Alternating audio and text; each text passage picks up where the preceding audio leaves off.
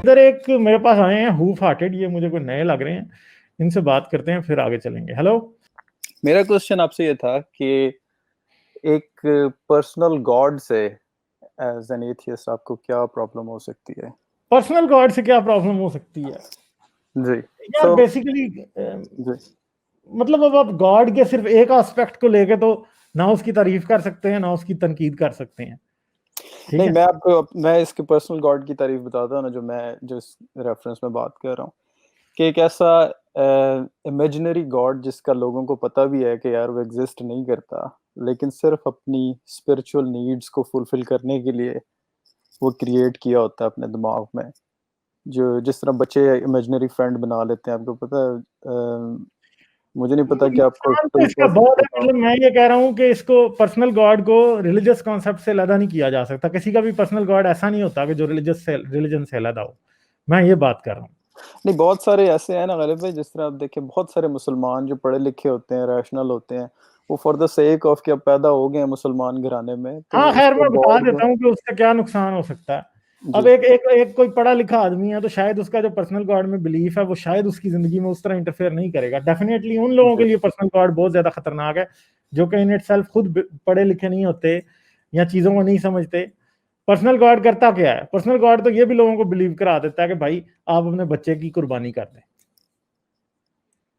ठीक है? तो मसला तो यही है ना कि जब आप समझते हैं कि वाकई खुदा है और आपको आपकी जिंदगी को पूरे तरीके से देख रहा है और आपसे कुछ चाहता है, तो फिर क्रेजीनेस के जो लेवल्स हैं उनमें कहीं भी वो कुछ भी करवा सकता है। नहीं, दूसरी अगर बात आप ये, उसको गालिब भाई, अगर आप उसको हकीकत से अलग कर सकते हैं, जैसा देखिए ना, आप बात करते हैं आई डोंट नो स्पेक्ट्रम की, जिस तरह सेक्सुअलिटी में स्पेक्ट्रम होता है, मेरे ख्याल में इसी तरह आपके स्पिरिचुअल होने में और आपके रैशनल होने में भी एक स्पेक्ट्रम है। कुछ लोग बहुत ज्यादा रियलिस्टिक होते हैं, वो कर सकते हैं तफरीक, जो है ना, कि आपका जो एक स्पिरिचुअल एस्पेक्ट है वो अलहदा है आपका। जब आपको कोई हेल्प चाहिए एक स्पिरिचुअल वे में, तो आप उसको अलहदा कर सकते हैं अपनी डे टू डे जो प्रैक्टिकल लाइफ है। तो जो ये आपकी एग्जांपल आपने दी है ना कि अपने बच्चे को मार देने वाली, तो कोई भी रैशनल दिमाग वाला तो ऐसी हरकत नहीं करेगा। वो, मैं सिर्फ वो कह रहा हूँ कि जो खुदा को एज ए स्ट्रेंथ यूज करते हैं, बहुत सारे मैं लोगों को जानता हूँ जो कहते हैं कि यार अगर मैं किसी, एक मेरा इमेजिनरी फ्रेंड है, एक मेरा, मुझे नहीं पता आपको टुलपास का कॉन्सेप्ट पता है? वो एक वेस्ट में बड़ी पॉपुलर चीज है जहाँ पे आप एक इमेजिनरी दोस्त क्रिएट कर लेते हैं नहीं और उसके मुझे नहीं साथ पता। आप, हाँ जी, उसके साथ आप बात भी करते हैं, उसकी एक फिजिकल प्रेजेंस बनाने की कोशिश करते हैं, लेकिन एज ए पॉजिटिव चीज में उसको साइकियाट्रिस्ट जो है वो इनकरेज भी करते हैं। कई दफा वो बच्चों के लिए हाँ भी जो वैसे इमेजिनरी एक फ्रेंड है बात है कि इनकरेज अगर करते हैं। किसी का कोई हार्मलेस गॉड है जो कि नहीं समझता किसी दूसरे की जिंदगी में हाँ इंटरफेयर करने का और अपनी जिंदगी को बिल्कुल भी डैमेज नहीं करने का, तो उस पर किसी को क्या एतराज है? मानता रहे, कोई फर्क नहीं पड़ता। बिल्कुल, ये मैं बस ये आपसे पूछना चाह रहा था कि उस पे तो हमें एज एन एथी, क्योंकि मेरी अपने एक दोस्त से बहस हो रही थी जो कि इस तरह ये नहीं, लेते हुए आपका गॉड मुसलमानों मेरी के गॉड जिंदगी में को, इंटरफेयर करना बंद कर दे तो बस बात खत्म हो गई।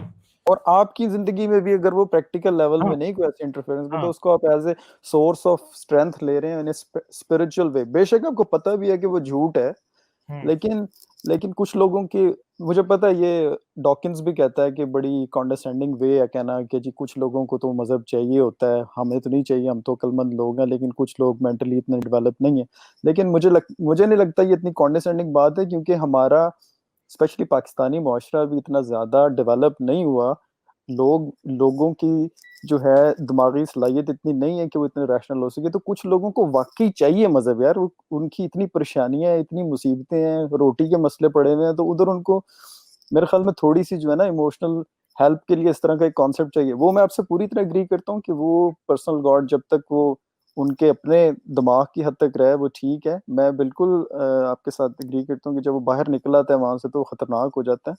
लेकिन फॉर इमोशनल सपोर्ट या वो मॉरल सपोर्ट या स्पिरिचुअल सपोर्ट के लिए अगर कोई बंदा ऐसा दिमाग में कॉन्सेप्ट बना लेता है, तो उस पर हमें एतराज नहीं होना चाहिए। मैं सिर्फ ये कहना चाह रहा था। मुझे एतराज इसलिए फिर भी रहेगा क्योंकि झूठ झूठ होता है। झूठ तो अरे भाई, वो तो स्टार्ट ही मैंने झूठ कहा। होता है और झूठ अगर आपको खुद जाहिरी तौर पे मैं शायद फिगर आउट भी ना कर सकूं कि झूठ आपको कैसे नुकसान दे रहा है, बट वो दे रहा होगा कहीं ना कहीं।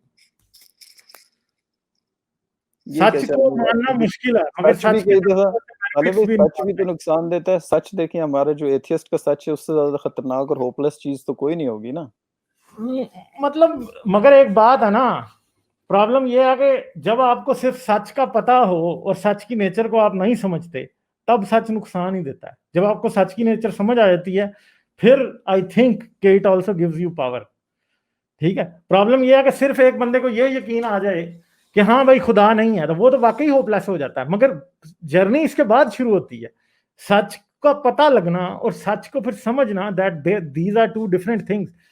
आपको एक सिंपल सी बात है, मैं अक्सर ही मिसाल देता हूँ कि भाई एक बंदा ये समझता है कि पहले वो खुदा को मानता था और एक दिन वो उससे खुदा पर से यकीन उठ गया, तो जिंदगी में जिन कामों में अनसर्टेनिटी इवॉल्व है उधर वो बिल्कुल लोन फील करता है। वो समझता है कि मैं कैसे इस चीज में सक्सेसफुल होऊंगा या कौन देख रहा है मुझे।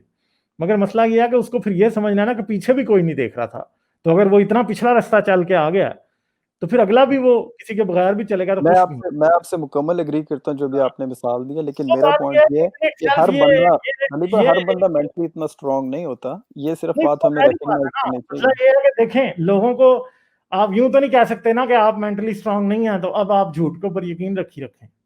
मसला ये है कि तो ये तो आप फिर उनके अंदर वीकनेस कल्टीवेट कर रहे हैं ना, क्योंकि झूठ के ऊपर यकीन रखना इन इटसेल्फ आपको कमजोर बनाता है। सच के ऊपर यकीन रखना आपको, देखें झूठ के ऊपर आप यकीन रखते रहेंगे तो आपकी जो डिफिकल्टीज है वो हमेशा आपके लिए अननोन रहेंगी, उनकी नेचर को आप कभी भी समझ नहीं पाएंगे। मगर सच को जब आप समझ जाते हैं तो आपको बेसिकली अपनी डिफिकल्टी की नेचर का पता है। नहीं, कैसे गालिब भाई, ये कितनी मशहूर एग्जांपल लोग हिटलर की देते हैं कि भाई ये जो मजहबी लोग हैं कि हिटलर ने इतने बंदे मारे, वो आराम आराम से अपनी मौत मर गया। क्या तुम बिलीव नहीं करते कि उसका आगे हिसाब होगा या उसे कोई हिसाब देना पड़ेगा? तो ये तो बिल्कुल सही एग्जांपल है ना। मैं कहूँ कि यार मेरे मेरे वालिद साहब का इंतकाल हो नहीं गया, तो एक कॉन्सेप्ट नहीं, ये ये है तो कि बस वो आपको खत्म हो पड़ेगा। गए। देखिए, एक बंदा मर गया तो उसके बाद आप उसका क्या बिगाड़ सकते हैं? कुछ भी नहीं बिगाड़ सकते। तो ये ये एक तो रियलिटी। क्लोजर तो नहीं हुआ ना, फिर क्लोजर इस मांगते हैं ये। क्लोजर, देखें क्लोजर आपको नहीं मिलता, और क्लोजर नहीं मिलता ये बात मेरे ख्याल में इस बात के लिए ज्यादा इंपॉर्टेंट है कि आप दुनिया में ऐसे हालात अराइज होने से दोबारा रोकें। मैं जो एक बात कहता हूं ना, ये याद रखिएगा, मजहबी लोग अपनी गलतियों से नहीं सीखते। समझिए बात मेरी, मजहबी लोग अपनी जी गलतियों से नहीं सीखते। ये सबसे बड़ी रियलिटी है। एक एथियस्ट अपनी गलती से सीख सकता है, जी बस ये फर्क है। अब जाहिर बात है कि ये, अब आप कहें कि जी आपने जो हिटलर ने दुनिया के साथ किया, अब आपने हिटलर से ही उसका बदला लेना है, तो वो तो हिटलर को आप जिंदा तो नहीं कर सकते। मगर इशू ये है कि अब आप ये तो कर सकते हैं ना कि दुनिया में दोबारा ऐसा कुछ ना हो। और देखें मसला ये है कि परफेक्शन असल में एग्जिस्ट नहीं करती। परफेक्शन ये कहती है कि हिटलर को उसकी सजा मिलनी चाहिए, असल में एग्जिस्ट नहीं करती।